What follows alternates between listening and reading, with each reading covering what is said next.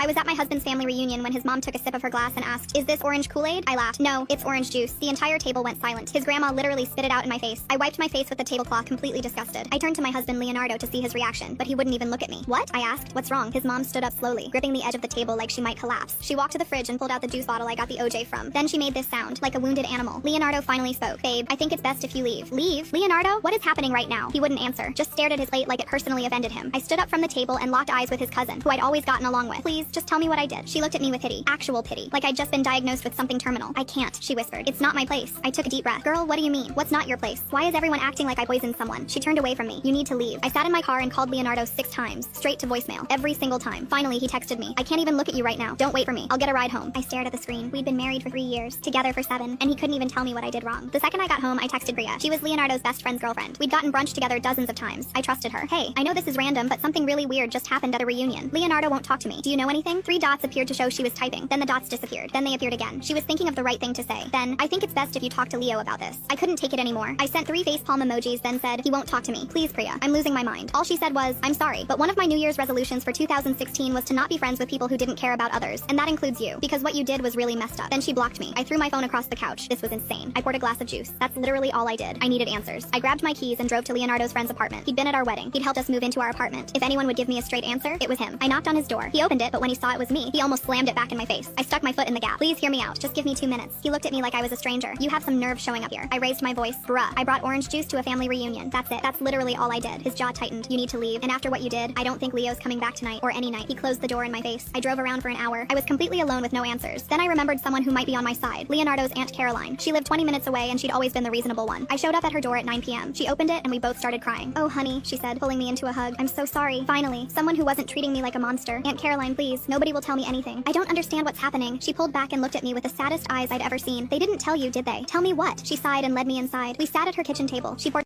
Click the link in my profile to watch the exciting follow-up.